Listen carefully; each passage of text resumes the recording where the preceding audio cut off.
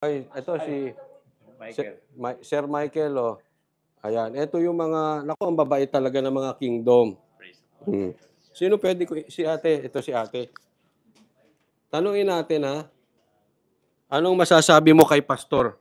Ha? No English, only Tagalog. Because I cannot understand. Ayan, ayan. Anong, Miss ka namin, Pastor. ito, hawakan mo yung mic, ayan. Ayan, oh. Ito, taga ano, ha? Taga dito yan sa kingdom. Ano masasabi mo kay pastor? Miss ka namin, Pastor. We love you and we stand in your support. Inaapi ka ba ni pastor? Hindi po. Mabait pa si pastor o Sobra. abusado ba? Ano? Yeah. Sobrang bait si Pastor. So, we miss his company. Ayan. Ano pa masasabi mo dito sa kingdom? Inaalagaan ba kayo maayos dito? Actually, malaki ang Ay, community kilala ka nila. namin. Buti ka pa. Sorry, hi, Sis Mary. O, kilala ka. Malaki ang community namin dito. So, dito sa compound na ito, parang isang barangay kami. So, kilala kami lahat. At, ano lang, patuloy lang, ang saya actually dito. Mula nangyari yon lahat, parang mas united na lahat kami na yon at alam namin na malampasan din yan. So, hindi si pastor ang nag-api. Si pastor ang inaapi nila. Yun lang Ayun. ang masabi ko. Tama. O, Sis Mary, Sister Mary yan. Tinatanong ano pangalan? Hi Mary, sabi yan. Maria. O, nanood ka ba kahapon ng rally? Balita, Opo. konti raw yung konti raw ang nanood tao. ko. Konti daw yung tao, ma'am. Bibo kayo. Alam niyo kung bakit ginanon ko kanina, yung ano ko, yung gamay ko. Kasi kinikilabutan ako sa sinasabi ni ma'am. Kaya hanggang ngayon meron ko. Goosebump. May baka natatay ka lang, bro. Pero biruin nyo, just to Sige. clear, Ukrainian from Opo. Ukraine. Siya po ay Ukrainian. Sige, upo ka lang. May dalawa ka lang. Siya po ay Ukrainian. And bilang isang Ukrainian, I can't imagine na dito siya titira kay Pastor Kibuloy. Diba? And what makes you think to stay here in Kingdom? Kasama yung mga KOJC, si Pastor Kibuloy. What make you decide to stay here in Kingdom? Ay, pa ako, parang young people pa ako na member kami. So, nagpunta ako dito kasi nakilala pa ako about sa ministry na ito sa Ukraine. So, noon, tape pa ang nanonood namin. Tapos, may na-meet ako na nag-represent sa kingdom sa amin na isang Filipino minister na pinadala doon. So, naging active as a young people hanggat sa in-invite kami dito para to meet pastor in person. So, doon ko siya nakilala at nakita ko ng compound na ito. And, na-bless talaga ako. Hanggat sa, after how many years, nagpunta ako dito ulit sa isang youth convention. So, university student ako noon. So, parang na-feel ko na this is the life that I want. Kasi parang depressed ako noon. Tapos marami ako na, marami ako talaga na parang, parang my life is good. Pero inside of me, there's something lacking. So doon ako nag-decide na maging missionary. At hindi talaga ako nag-stay dito ng matagal. Pinadala ako sa Canada. So more talaga nag-stay ako sa Canada. Like about 10 years na sign ako doon. Yeah, pero every once in a while, lahat kami missionaries, umuwi kami dito sa Pilipinas kasi we have like twice a year we have gatherings for adults and for young people. Ang sinasabi kasi nila, one more Huwag question. sila, go. Master Judea, support po tayo. Ang sinasabi ko kasi nila, abusado, bastos, masamang tao si Pastor Apollo Kibuloy. What can you say about that? Actually, kung kilala mo yung pagkatao ni Pastor, he's really opposite. Kasi there, of course, there are so many opinions of people at hindi namin mapigilan. Pwede silang magsasabi kung anong gusto nila We're in sabihin. democratic country. Yeah, it's their opinion naman. Pero for us, we know naman pastor, and he is strict when he wants to apply like excellence in our work, Yes, of course. when it comes to our ministries. At syempre, makikita mo na ang lahat ng ginagawa ni pastor. Hindi natin gusto na okay na lang. Gusto natin na excellent.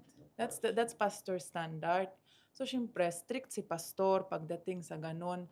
Pero at the same time, pastor always see our needs. Tapos, walang isang worker na napabayaan lang.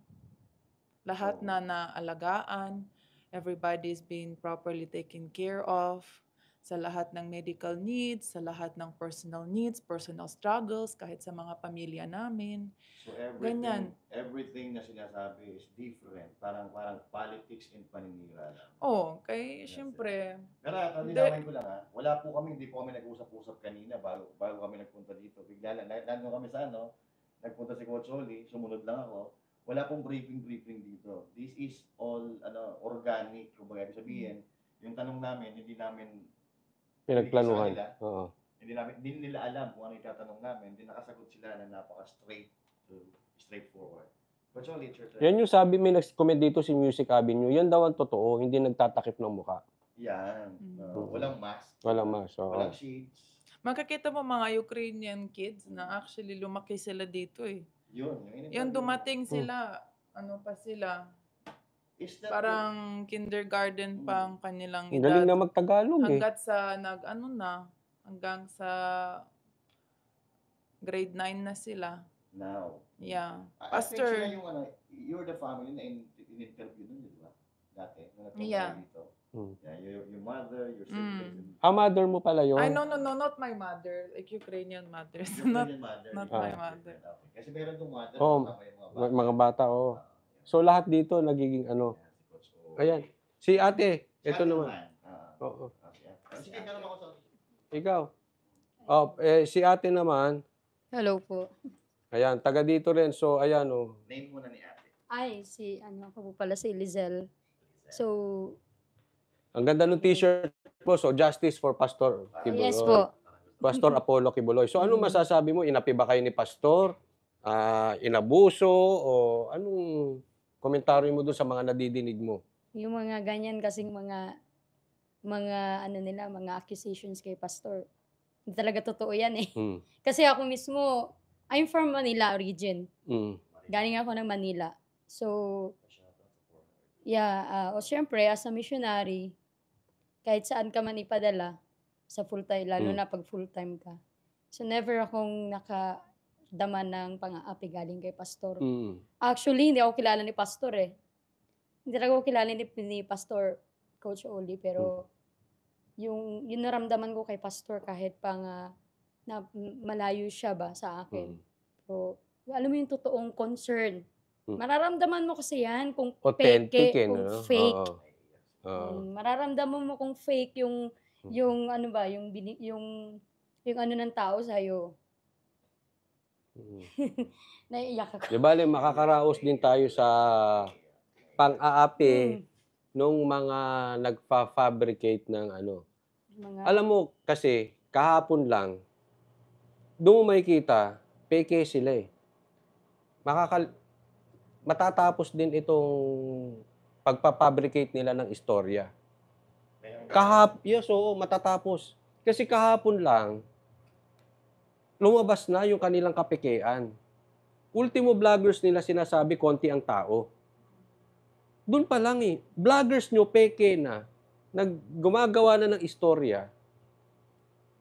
Obvious na obvious. Ano pa kaya yung kay Pastor na mas madaling silang gumawa ng invento? Yung kahapon nga, napakadaming tao, pinipake news pa eh. Di ba? Pero ano lang, dasal lang, makakaraos din tayo. Sige, ikaw mag-interview. Mas magaling ka magtanong eh.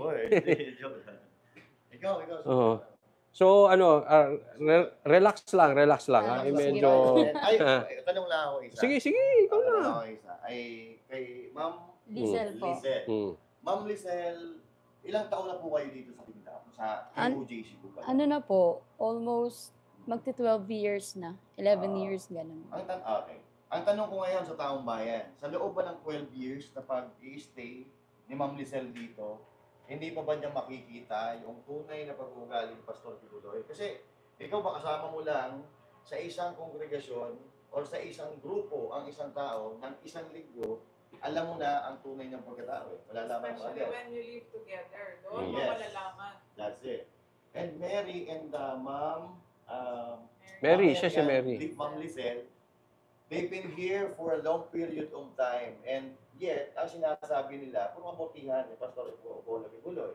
So no, hindi namin pinagtatanggol si Pastor Kibuloy. We're just reacting to what they are saying.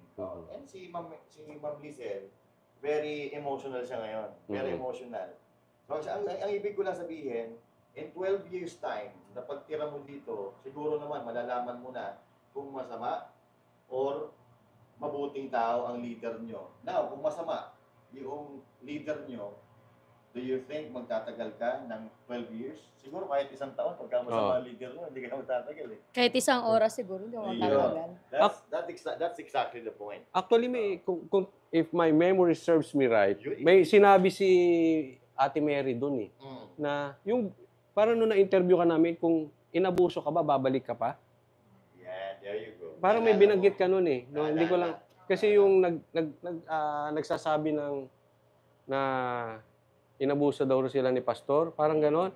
Tapos bumalik pa. Tama ba yun? Ayun. Kasi noon, panahon pa ng before pandemic kasi, Pastor always has tours, concert tours. So, ang tawag namin doon ay KICT, King is Coming Tour. So, Pastor goes like in Europe tour, North American tour. So, nagbibisita siya ng maraming mga cities, mga KLCs. So, congregation doon. So, dati, lahat ng musicians, choir, magsama kay Pastor. So, before we always travel ba? Pastor will have a tour in Dubai, in Malaysia. So, lahat ng choir members magsama doon kay Pastor. And there was also a tour that's supposed to be in Ukraine. So, doon lahat din ng kapatiran natin nag-fly back home.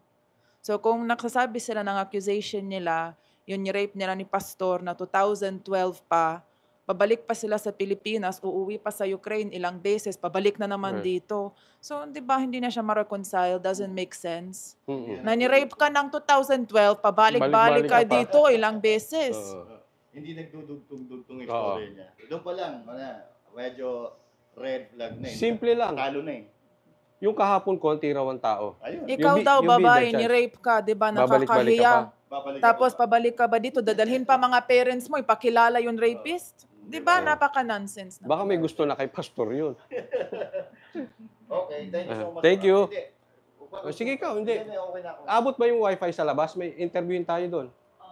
Okay na ako. Thank you, Ma'am Mary. Ay, ang ganda rin ang suot no. Sana all. Pare-parehas Ayan, ito. sa medical team si Manong Michael. Sir Michael. Siya ang kasama namin ngayon. Mababait sila dito eh. Actually, sobra eh. No, Kaya mabait sila. nahihiya tuloy kasi ako hindi ako mabait eh. Alam mo, makikita mo ang prutas sa isang sa church. Yung bunga. Kita namin, kaya kahit anong sabihin nila, hindi kami maniwala. Sabi ko, di ba? Yung yung mangga hindi magbubunga yan ng pinya eh. Oo. Di ba? Ito, tingin nyo, mga pinya to, mangga yan. So, ibig sabihin, kung ano yung puno, yun ang bunga. Mababait na mabait. Mabait na tao. Natural. Labas tayo, tingnan natin kung abot yung wifi. May mga nakaupo doon. Hindi na ako sasama sa'yo. Hindi, ilika. Alam mo yan eh. Hindi, dalawa tayo. DDS tayo eh. Sama-sama. Hindi. Baka sabihin mo, di ba? Hindi. Walang ganun sa DDS. Alam mo sa DDS. O, punta natin. Eto. Shout out daw sa mess hall. Ayan. Yeah, sa'yo daw. Ay, shout out sa mess hall. At sa atin na. Ate Mirna. Oh. Ayan, oo. Kasi nakuha ko. Pasensya. Ito, ayun, yung King's Chow. Alam mo, sunog sila doon. Mga sir, sunog ang ano doon? Sunog ang tansuron? Kao? Nasira sila doon? Alam niyo yung sa fake news na yon, nasira sila doon?